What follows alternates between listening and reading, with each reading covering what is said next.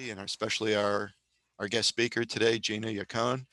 She's a cybersecurity consultant and a vCISO with Agio. She's responsible for educating organizations about the ever-changing cybersecurity landscape and helping them build a dynamic cybersecurity program. Prior to her work in information security, I find this really interesting. Gina was a licensed private investigator for Barry A. Cohen, PA in Tampa, Florida. While there, she specialized in high-profile, complex litigation. Gina holds a bachelor's degree in political science from University of Miami in Miami, Florida. And she's a Rotarian and active member of our local North Carolina chapter of the Information Systems Security Association, the ISSA, also InfraGard, North Carolina Healthcare Information and Communications Alliance, and regularly participates in DEF CON, Women in Cybersecurity, and Tweens in Technology. I don't have time to do anything beyond work, but thank you for being here, and I'll turn it over to you now. Gina would like this to be interactive. I'll let her explain it all. I'm going to turn it over to you now, Gina. Well, thank you, Joel. I really appreciate that warm introduction. I felt like that was a mouthful. I didn't mean for you to have to say all of that. But thanks everybody for joining me today on this wonderful Friday. Virtual InfoSeCon. Can you imagine? I was really hoping to experience InfoSeCon in person and meet and see all of your faces, but we're in a crazy world, so we are doing this virtually. So hello, welcome to my house. This is where I conduct my day-to-day. If you guys know me, again, my name is Gina Yacone. I'm a cybersecurity consultant in vCISO. I will get into that, but just making sure you are in the right seminar. We're talking tabletop exercises, guys, which is really exciting. It is going to be an interactive session. So I need you guys to warm up your key fingers and understand where the chat feature is, as well as the Q&A feature. So if you have a real serious question about tabletop exercises, please use the Q&A feature. If you just want to, cheer along and or answer questions throughout the slide deck, use the chat. It may get a little bit overwhelming with the amount of chats that are in there. That's the hope. But I do want this to be as interactive as possible. Hopefully the next hour will be fun, informative, and you'll get something out of it. To kind of start this off, right, we have to have a disclaimer, right? All opinions are my own. That's the disclaimer, all right? Still looking for your feedback, but I will give you some information about me. So here's a long list. I am a cybersecurity consultant and a vCISO at Agio. I love my job. What is a cybersecurity consultant and a vCISO? Well, that can be complicated. Basically, what it is I help companies with their roadmap for cybersecurity. Each month, we help them achieve better cybersecurity posture by having different types of engagements with that. So maybe one month I'm doing a risk assessment with them. The next month I'm helping them with their policies. The month after that I'm doing a cybersecurity awareness seminar, maybe a tabletop exercise, a data map. Maybe we're doing technical testing. It is different each month. And of course, the goal is to improve their posture. It is a very exciting job. It keeps me on my toes, and I recommend it for anybody that is new into cybersecurity. It is a great career path. I also have tons of certifications. So there is a lot of initials after my name. And so you can see some of my kind of achievements on the page. What I'm most excited about now is that I am getting my master's in cybersecurity from University of New Hampshire. I'm looking for thesis topics, guys. So I am writing a thesis paper. So if you have any ideas, let me know. Like Joel said, I was a private investigator for 14 years. It actually translates really well into my job now. Back then, I would prove and disprove legal theories of a case based on facts. And I learned a lot about computer forensics as well as general IT, because of a lot of our cases have a computer component to it. So I learned a lot about technology through my career, as well as a huge legal background because I worked at a law firm for 14 years. So that's a little bit about me. Next steps, who knows? We'll see. In terms of, I'm always trying to study and learn. So thinking about cloud certification, and probably always that dreaded CISSP. I still haven't attempted that yet. All right. I'm on 4 nonprofit boards. I'm doing a lot in terms of going to school, work, as well as being a great member of the community, I always hope. Here are some of the organizations I'm a part of. My call to action to you is, if I have time, you have time. So, really try to find an organization that you love and cherish and devote time and volunteer. ISSA is a great chapter. They provide a lot of great resources to the community. So you guys are at InfoSeCon right now. Make sure to check out their booth, get more information, as well as some of the other organizations that I have listed. All right. So let's kind of get started. This is just kind of a slide where I just want everybody to realize that this is a safe zone. Like, for when you're chatting, when you're asking questions, I want you to ask them. I don't want you to feel intimidated by anybody that's on the chat, and definitely by me. This is a safe zone. We all feel like imposters. So we have a lot of discussion here today. I do want us to talk, share, and collaborate. The reason for that is because if you do not have that like collaboration portion, you're never going to learn something new. So that's why it's really important to have a diversity of thoughts and have people share what they're thinking. All right. So let's jump in a little bit here. Why are we here? So in today's cybersecurity climate, incidents are going to happen. It's not really about if, it's about when. I know you've heard that a million times. So we should all be preparing for the worst case scenario. One of the best ways to prepare is to have a fire drill or a tabletop exercise. So remember, as a kid, you had fire drills and you had to orderly follow, outside the school, go to a designated location. They did that for a reason, because they didn't know if there was going to be a fire, what it would look like, if there was chaos, if people knew what they were supposed to do in a timely fashion. It's the same type of idea with a tabletop exercise. So today's goals. So I'm going to walk through a 7-part process for planning and executing effective tabletop exercises. FYI, this may not be in the direct order, but we're going to be going over objectives, scenarios, people, different types of exercises, the debrief, a report, and follow-up. All right, so what is a tabletop exercise? So a tabletop exercise is there to evaluate your organization's incident response processes, tools, proficiency, and really it's there to look at it from an executive standpoint, a strategic standpoint, and a technology perspective. So normally during a facilitator or during an exercise, there'll be a facilitator that will introduce multiple scenarios. Those scenarios are you try to base them on real world experiences and or simulations. And you're there to observe an organization's responses and decisions to that scenario. There are other types of DR and IR tests. So one of the simplest ones is a read-through.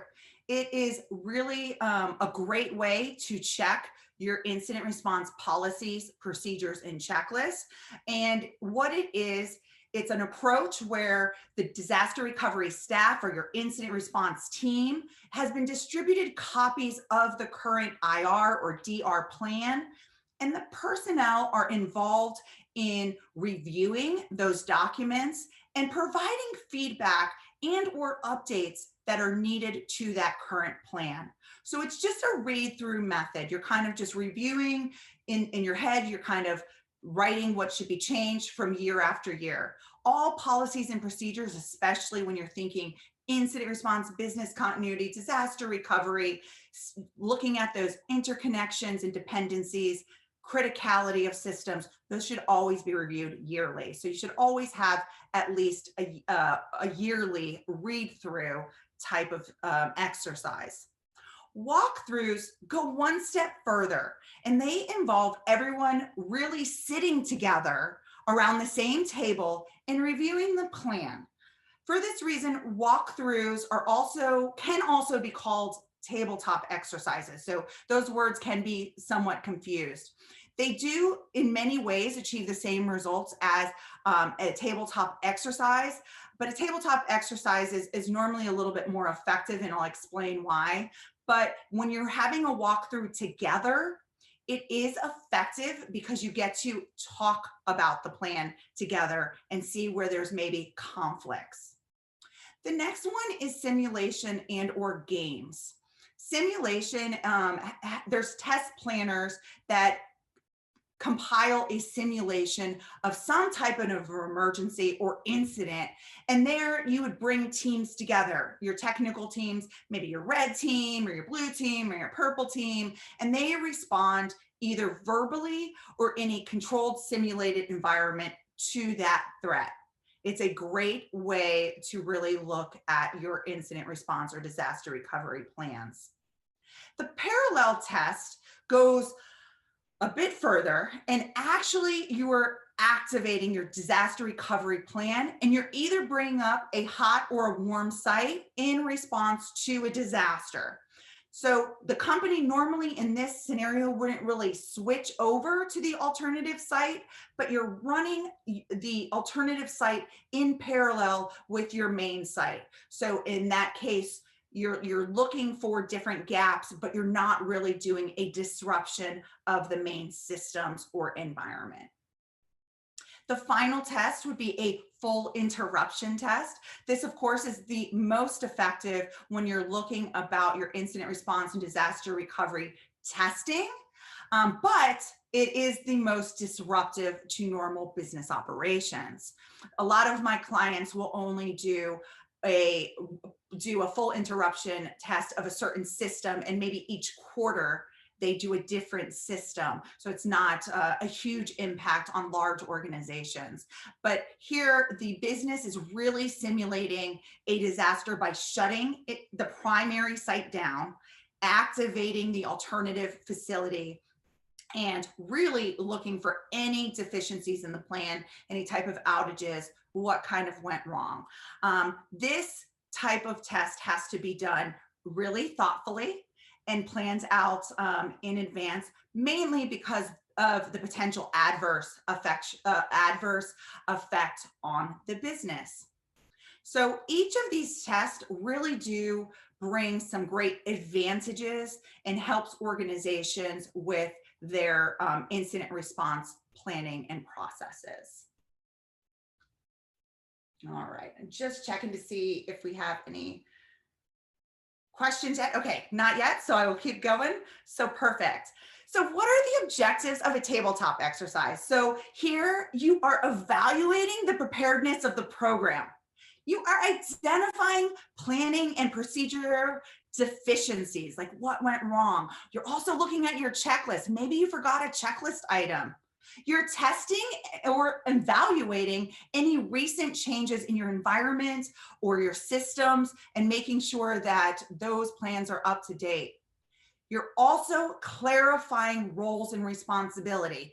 Everybody, wants to be the chef in the, be the big chef in the kitchen, but you can't really have that sometimes when you're thinking about incident response. You can't have all the chiefs in the room. You really have to have who you report, who is your chain of command. It's very important.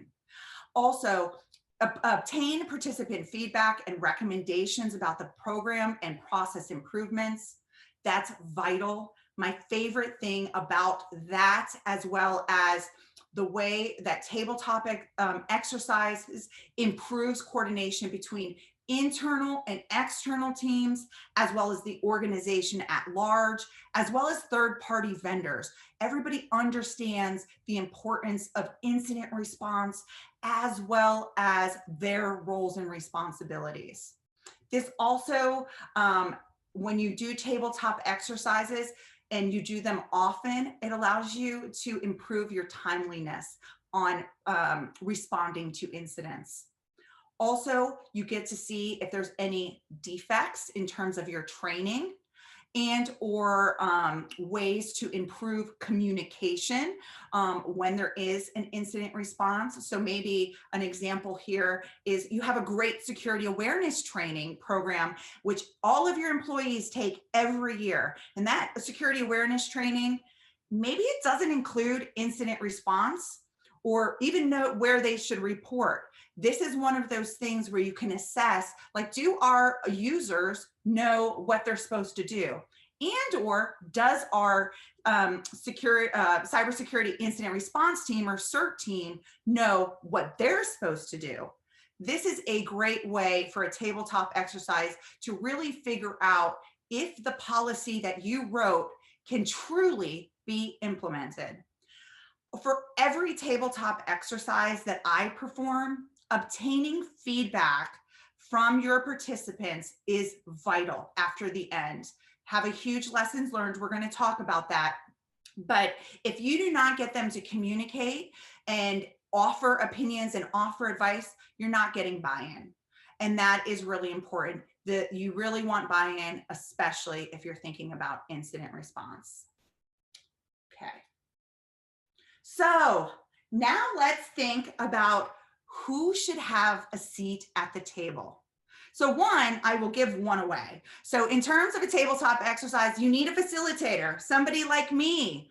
This person is your therapist and or maybe the bouncer, okay? So it just depends. Depends on who has a role at the table. But they're there to help companies get through the roadblocks, help with communication and or communication gaps, and help see where people, processes, and technology fail. This person must be organized and be able to take really great notes. So now, you know, you have to have a facilitator. You have to also figure out who should be invited to the tabletop exercise.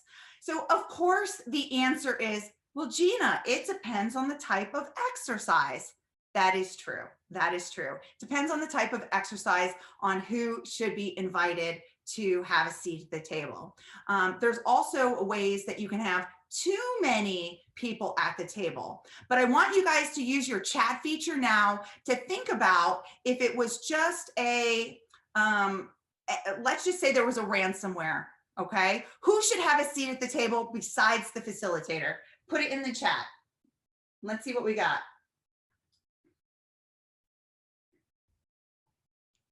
Legal. Thank you. HR, legal, global comms, yes. Cybersecurity, CFO, marketing, great. A CISO, yes. Thank you, Liz. Financial, absolutely. IT.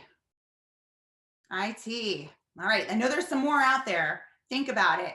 System admins. Thank you, James. Think outside the box. Think outside your company.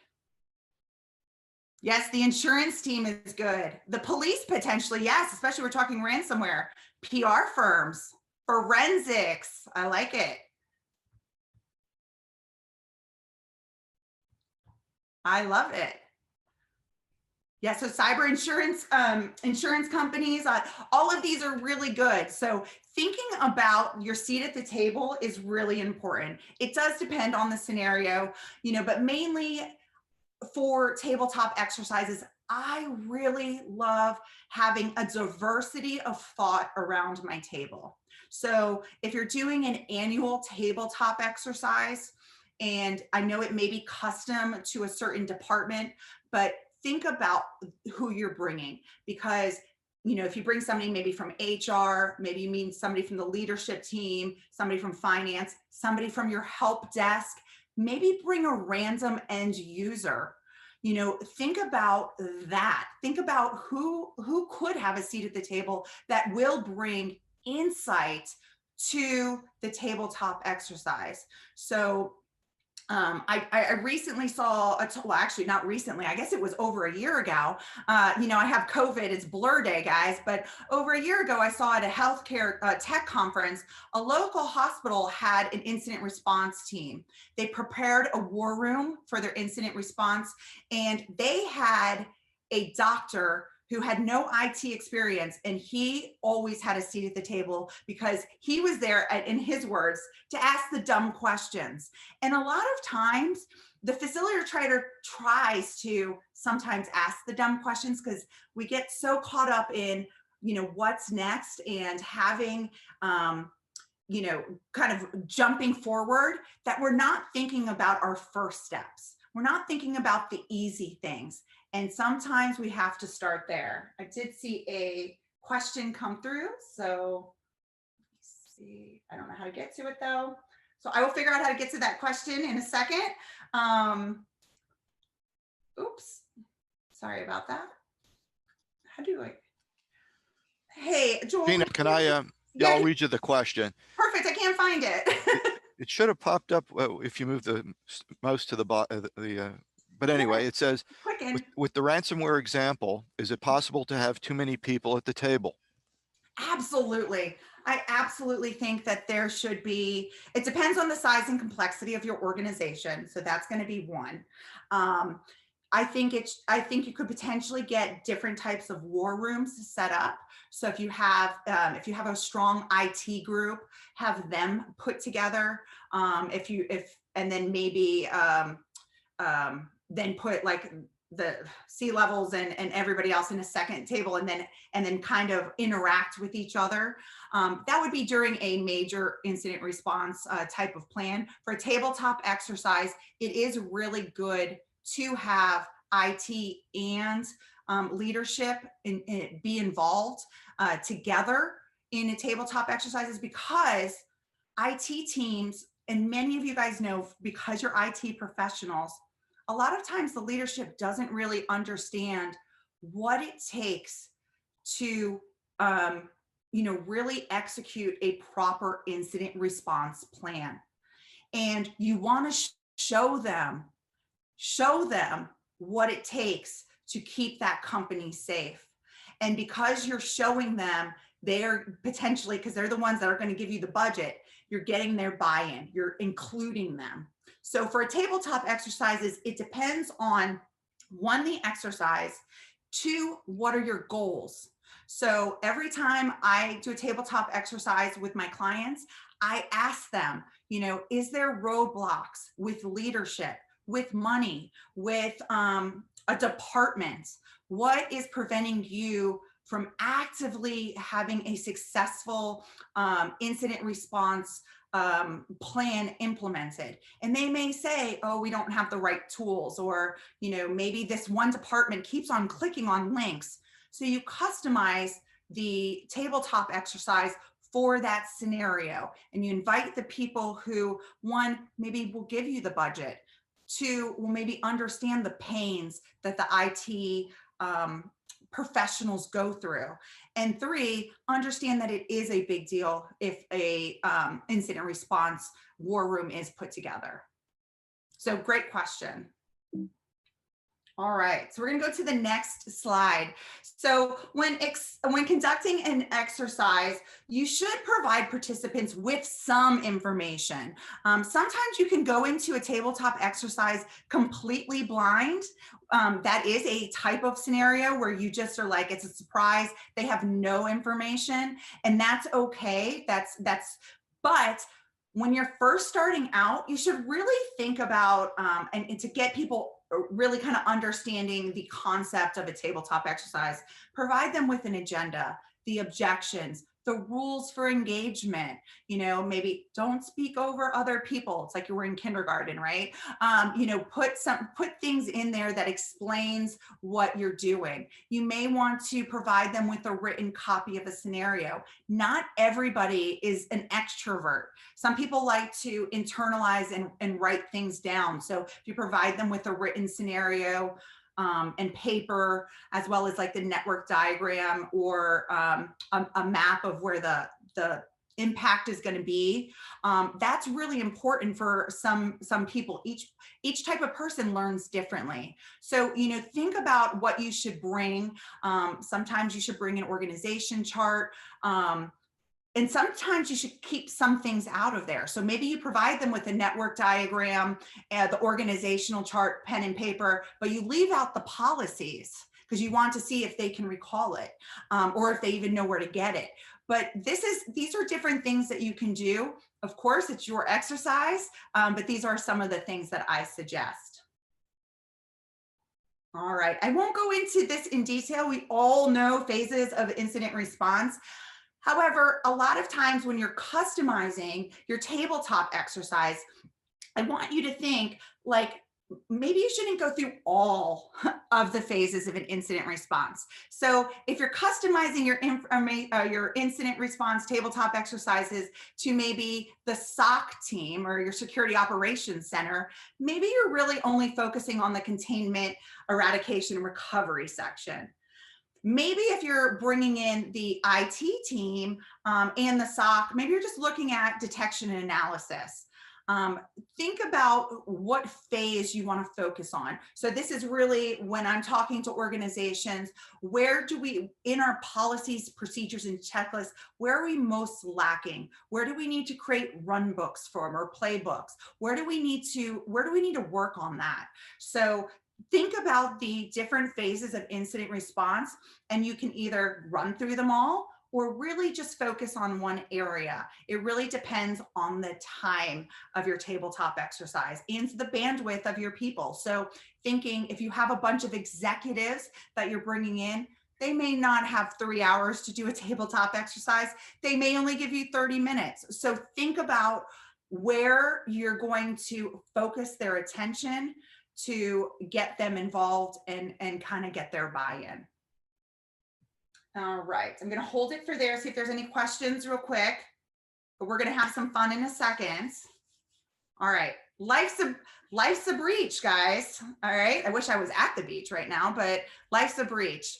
The phases of an exercise, and we're about to go into an exercise, is usually you have a scenario. After the scenario, you have a discussion. Then you use 2 to 3 injections. I'm going to provide you examples of injections coming up in the presentation. After you give an injection, you'll do a discussion, then you'll have a debrief. So that's kind of the phases of this tabletop scenario. All right. So some scenarios, again, get your fingers warmed up. I want you to use the chat feature on this. So these are the ground rules. I probably won't be able to see everything that's in the chat, but this is going to be an open discussion. I want you to think, you know, what's the first thing that comes to mind when I bring up a scenario, as opposed to like, what would you actually do, right? So I don't need like, I would actively Just think of the question and or just like the first thing that comes to mind. We're not being critical of your answers because most of the questions that you're answering are correct. That is a kind of you don't and also these sections, and I'm sorry, I forgot to say, you also may want to think preparation, detection, containment, you know, post activities. You can think about the phases. So there'll be a scenario, you think about maybe questions pertaining to preparation, questions pertaining to detection analysis, questions pertaining to containment, eradication, and recovery, and then questions pertaining to post-event activity. Okay, are we ready? I think so. All right, so here's your first scenario. Get ready to start typing. Joe, your network administrator, he is burnt out and ready for a much needed vacation. Bags are packed, he's ready to go. Joe is tasked with deploying a critical patch. In order to make his flight, Joe quickly builds an installation file for the patch. He deploys it and leaves for the airport. Sue, who is on the on-call service desk, she begins receiving telephone calls that nobody can log in. It turns out that no testing was done for the recently installed critical patch. What are some of the first things that come to your mind?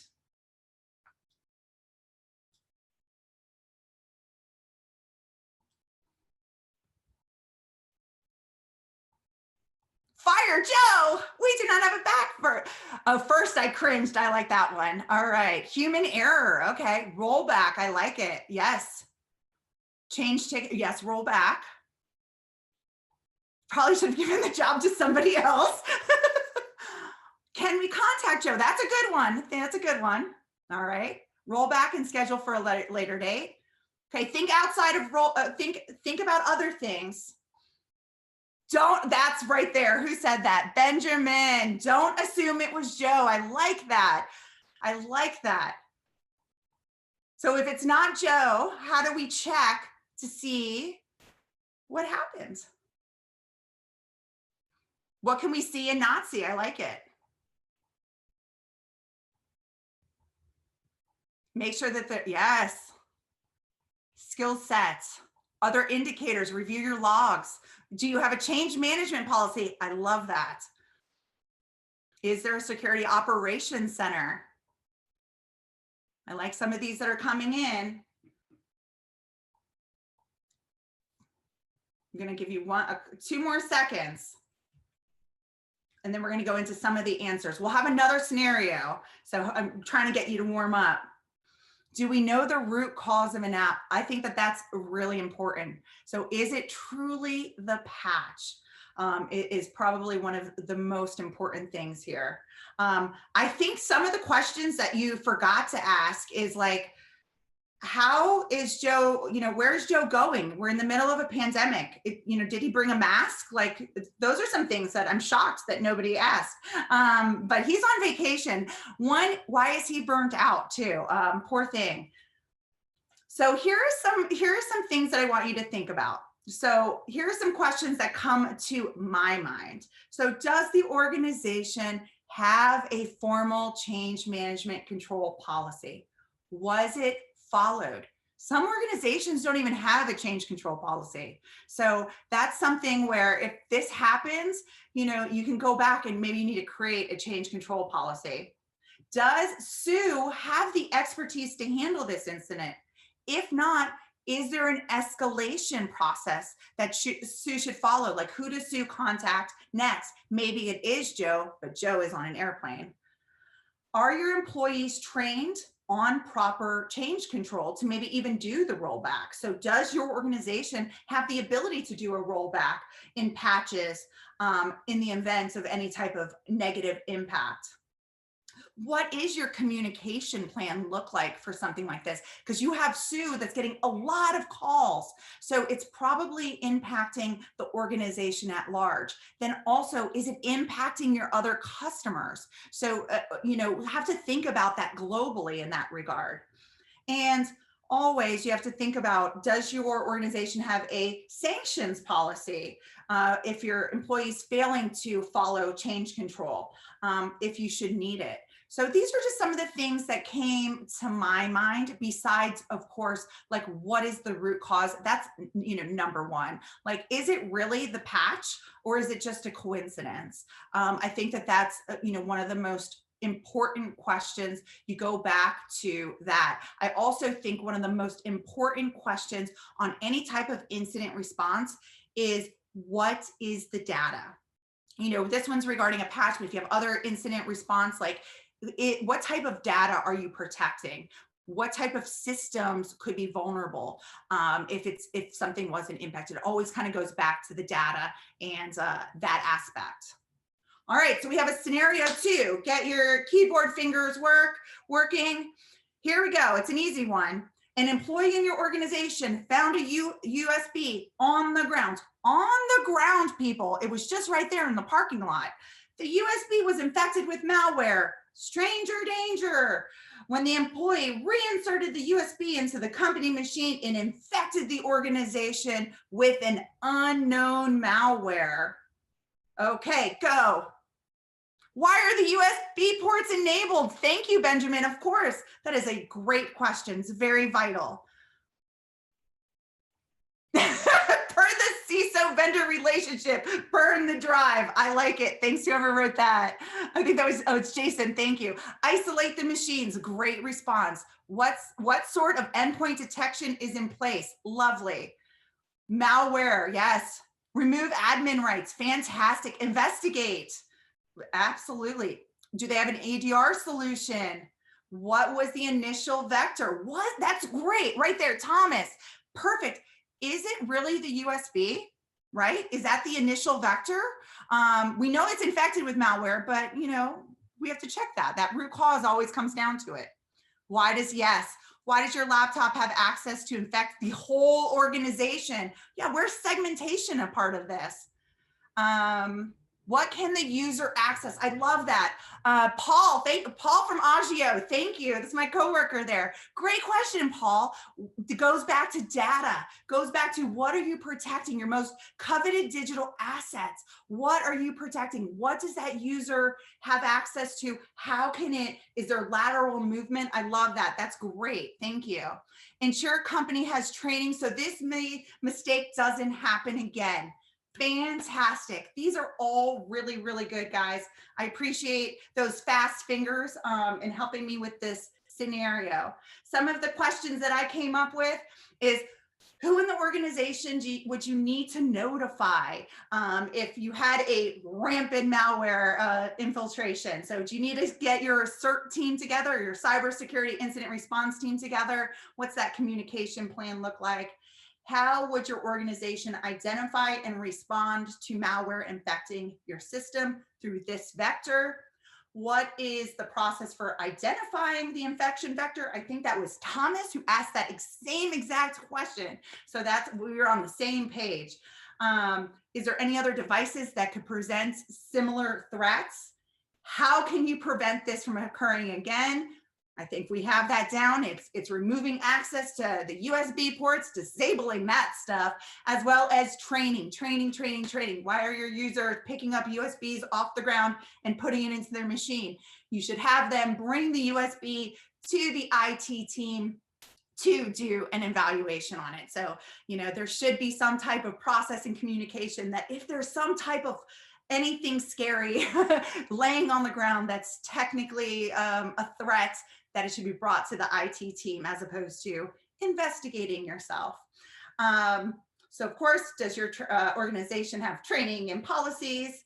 And does the policy apply to storage devices? This is something that I see at a lot of organizations, that they don't really have anything pertaining to removable media in their policies and procedures or in their acceptable use. So that type of knowledge transfer, it seems obvious to us, like, oh my gosh, I'm not going to plug a USB stick in my computer. I'm not doing it. This could be infected with malware.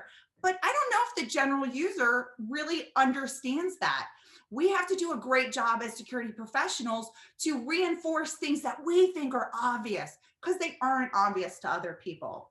And this is the most important thing, is if there was a malware infection, was the data affected? What type of data?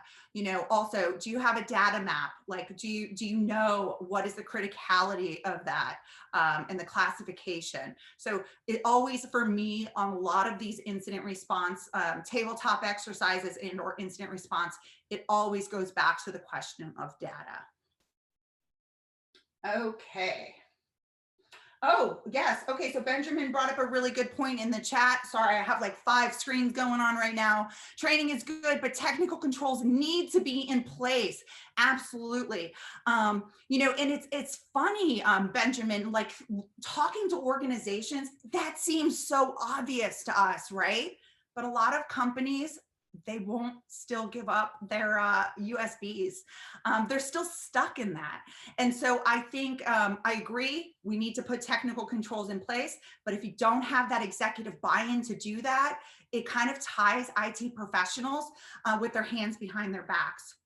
So having a tabletop exercise like this, and something as easy as a USB, you can get buy-in from your executives, because you're explaining to them why USBs are a threat.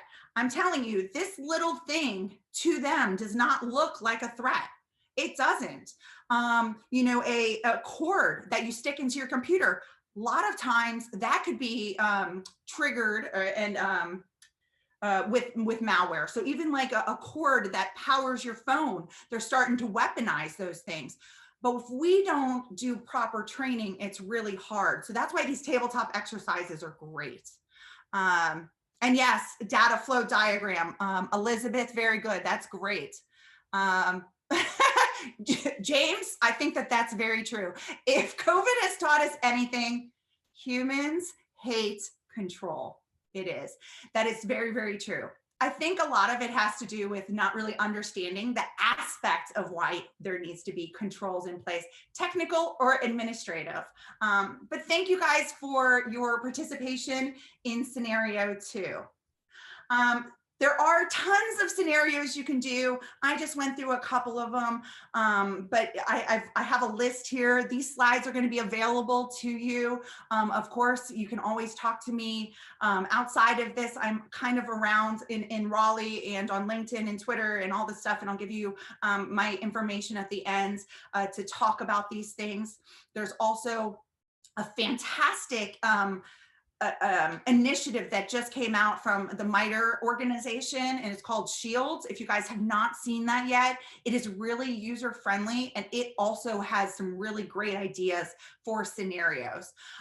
These are just some easy ones, and they're very broad in nature, and I did that for a reason. Most organizations are just incorporating tabletop exercises into their overall cybersecurity program.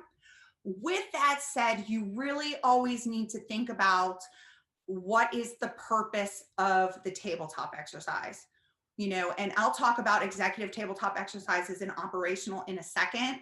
But if it's an operational tabletop exercise, you may want to get more into the weeds on the technical side of some of these things, as opposed to being more general in nature.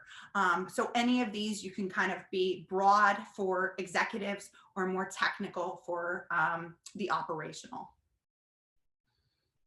Okay. So examples of injections. So when we were going through that scenario, when people kind of like, they're done talking, they don't have anything else to say, or maybe somebody's dominating the conversation in the tabletop exercise itself. Like, so you have that one person like me who doesn't shut up, and you need to shut them up. So a great way to kind of get them to start thinking about something else and or getting other people in the room to participate is bringing up an injection. So it's kind of, it helps in two different ways. One way is to just, if the conversation is starting to peter and there's just nothing coming out, nothing of use. One, that probably means your exercise wasn't really relevant to the organization, but you can recover from that. Okay, so I don't want you to think, you know, one, it just might be the feeling of the room. That's why you're the therapist and or bouncer as the facilitator. So some injections could be like, breaking news tells us that, blah, blah, blah. Like, that's the new, Bay News 9 just said that we were attacked with ransomware, and so while you were in the middle of your investigation, maybe news broke. So that does change it, because that means, it's more communication, who's triaging that aspect of the media and legal and bringing in some executives. Another one, your CISO's on the plane, or if somebody just keeps on talking, you could be like, that's great, John Doe, but guess what? Like, you just got tickets to Disneyland and you're now on a plane. So your, deputy CISO is going to, now take over, right? So you can kind of steer the conversation in a funny and nice way. You have to know your audience. But the internet just went out. That is a huge one. And I know it sounds so silly and easy, but the internet just went out is great when most companies will say, oh, our incident response plan is on our intraweb, right? Or so that means that they have to potentially get it from their phone, or maybe they don't have printouts. So these injections can be a wide variety of different things. Customize them to your scenario. Also, these can be very technical. So if you're talking about a malware, maybe your injection then turns it into a ransomware. Maybe your injection talks about going to a different system. So maybe it infects something completely different. If you're talking about maybe O365 and maybe now you're talking about something in AWS, you can change it and completely change the trajectory of your exercise. All right. So after the exercise, you should have a debrief, okay? And you want to capture all the participants' thoughts, ideas, in an action plan. This is vital. Like, don't be like, hey, great exercise, guys. See you later.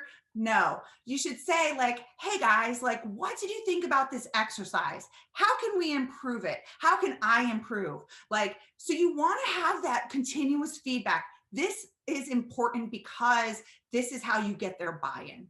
So they're going to say, you know, on that next exercise, I think I want to talk about the cloud. Guess what? That's giving you an opportunity to have another exercise. That's great. The ideas, you know, they'll say like, oh, I think we should add a run book for, you know, this type of incident. Those things are things where you are getting people to participate. You're getting that buy-in that potentially gives you a budget, and potentially they're going to start talking about this exercise and how much fun they had, because it can be fun. It doesn't always have to be doom and gloom. This is a learning opportunity, and there is ways to get everybody's buy-in. I know we only have a couple minutes left, so I just have a couple more slides. But after the tabletop exercise, you do need to write a report, okay? So it's kind of, you know, one of those things. Document it or it didn't happen, okay? It's not true unless you document it. I'm sure you guys have heard that before, but there you should summarize the objectives of that tabletop exercise, do the summary of that exercise, say like the notable practices or the area of strength, also put in there what needs to be improved, what follow-up is needed, and of course, what are your next steps? So, you know, that aspect of having that memo is also really good to present to executives during, you know, audit meetings or security review meetings. Also, many organizations that you work for are regulated where you have to have a IR exercise done annually. So you want to make sure that you put this in there, that it just the exercise was just not for naught. Okay, so show your security leadership by pulling up a chair and having a seat at the table. So what I mean by that is, one, maybe your organization doesn't have a tabletop exercise aspect to its security program. It is a really great way to bring thought leadership to your organization. And tabletop exercises can be really small in scope or very, very large. Like we talked about, even like having those, you know, big parallel tests and full interruption tests and simulation, like a ransom simulation. But you can also just host a pizza party for end users and say, hey guys, like, what would you do if you thought you received a phishing email? And let people answer you. Sometimes your end users don't even know that, and you're doing a mini tabletop exercise with the department, and you're just, it's a way to train, as a way to understand where there's gaps in your incident response policies and procedures, as well as just your overall policies and procedures. Think about how easy that is. Most of our end users are not aware, like I said, you know, having a USB, they don't understand why this isn't, why we are scared of these right now. So having that discussion in an informal, unintimidating setting is a good thing. So you can have it small. You can do things like that, as well as very large scale things. Build up a great program. So there are, I took this slide from somewhere and I cannot remember the source, so I'm sorry guys, but there are operational and executive tabletop you know, exercises. When you're thinking operational, really think tech, right? Really think, you're thinking about the, you know, your IT team, your system administrators. You are thinking about your security operations center, your CERT team, or your security information incident response team. You're thinking about those those people that really need to assess and mitigate and remediate and, you know, isolate and all those types of things and recover. And those should be very, very, very detailed and techie in nature. So you can geek out there. That's also a good time to bring out, you know, different types of dice, so you can make it fun, be your own dungeon master, to kind of get things going, because IT teams, a lot of times they're super formal, so make it fun for them, but bring the participants who need to be there that are really going to impact, you know, either policies at a global setting in technology, and, you know, obviously have a note taker there. But you're really thinking about analytics, how to isolate all of that stuff. And the planning on that should be larger. It should be an exercise where you're really going through the processes. So one scenario really could be an hour to 2 hours long. So because you really want to go into that, especially if you're going into a true simulation. The executive one is a lot easier. That one is, you know, you're really thinking about communications, you're thinking about legal, you're thinking about when to initiate, you know, the insurance aspect and forensics, and it's them having the decision aspect to things. It's also a way to gain their attention to things that they may not have known about, things that they may not be aware that they're liable for. So a tabletop exercise, you know, an example of that would be like, you know, New York Department of Federal Services, NYDFS requires encryption, you know, so maybe if your organization has a duty to respond, you know, has a duty under that regulation for encryption, and maybe not everything's encrypted, it's a really good time to do an exercise about encryption and say, don't we have to follow NYDFS? And general counsel's like, yes, we do. And you pull out the NYDFS regulation. Oh, it says that we have to have encryption. And, you know, you kind of play dumb, but you have their buy-in. It gets them thinking like, oh, we need encryption? Yes, here is your money for full disencryption. I know it doesn't really sometimes work out like that, but sometimes it does. So be creative, be thoughtful on that. All right, any group questions, takeaways, or lessons learned before I give you my information? We're quiet now in the chat. Great job, thank you, Jason. Any takeaways though? Jason, give me a takeaway or a lesson learned. Oh, thank you. I try to, you know, if I try, it's hard on Zoom meetings to have the energy. Just get started. I think that is a great takeaway. Absolutely. James, I'm not working hard enough. Oh, Jason, you'll have my slides afterwards, so you don't have to, don't worry about having to capture or take notes. I'll promise to provide you the slides. All right. What are the biggest mistakes people make during tabletop exercises? Great question.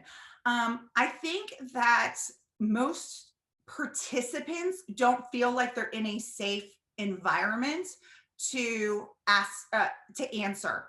So like I said in the beginning, you have to set the ground rules that it is a safe area and that you want people to think outside the box and feel comfortable. So a lot of times people kind of keep their cards to their chest. And that's why having people write notes and write things, and maybe at the end of the exercise, you can collect some of their thoughts so that they don't necessarily have to speak in public. Not everybody's an extrovert like me.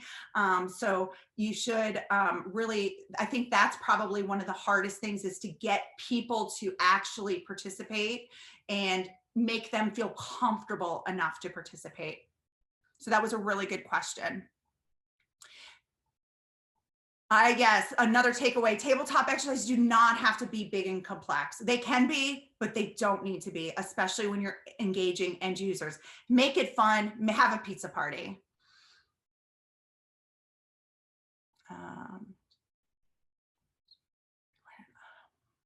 Sorry, my eyes can't read this one. I just like the content, especially the comment about, yes, the patch source. Oh, I understand what you meant about the questions. Yes. Okay, perfect.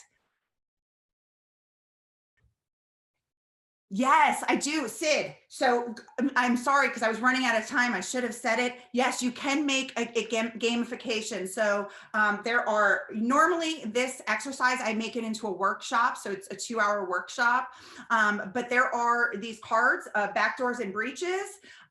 It's from a great group. And what it does is it's actually a game. So you can set up tables, bring out your dice, and you can turn it into a big game. And that's really fun with IT teams. It also has injections in there and stuff.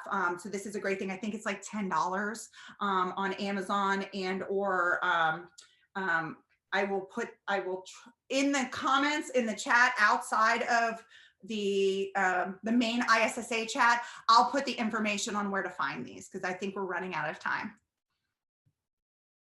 Okay, absolutely. Not everybody needs to be in the room. Does a tabletop exercise ever use a risk assessment report or a business impact analysis so the business users can understand how the incident impact them? That's great. And put money into the consequences. Or can there be a tabletop led by business users to better understand the business impact of their systems affected by an incident? Yes.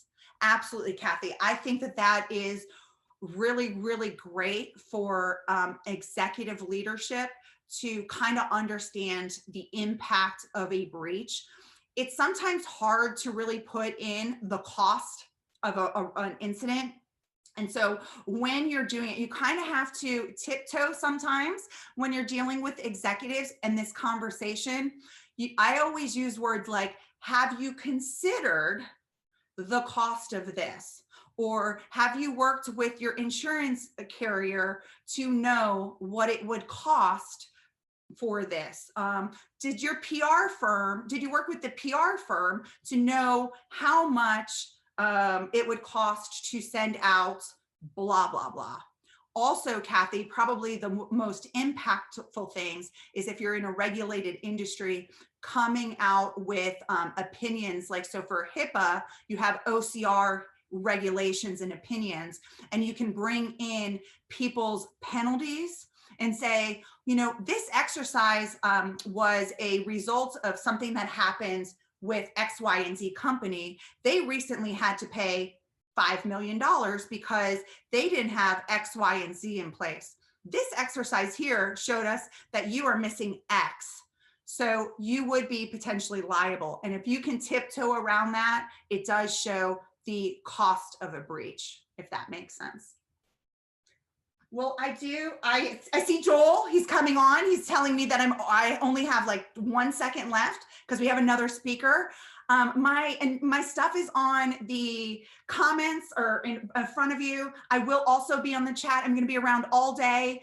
So come find me in the ISSA rooms. Also, please check out one of the organizations that I'm a part of, Tweens in Technology. Check out their room. We have some really great things that are happening there. And also, I work for a great company called Agio. I want to thank them so much for their time and allowing me to participate in this ISSA conference. I think this is my 4th ISSA conference, and I want to thank the board of directors immensely for being able to put this off during a pandemic, so virtually. Thank you guys so much for your time, and I'll see you guys in the chat. Thank you, Gina. On behalf of the InfoSeCon and the Raleigh ISSA, this was really an exciting, interactive, lively event, all the tabletop scenarios. And I want to thank the participants too for coming out of their shells and helping you make this such a great session. So thanks, everyone.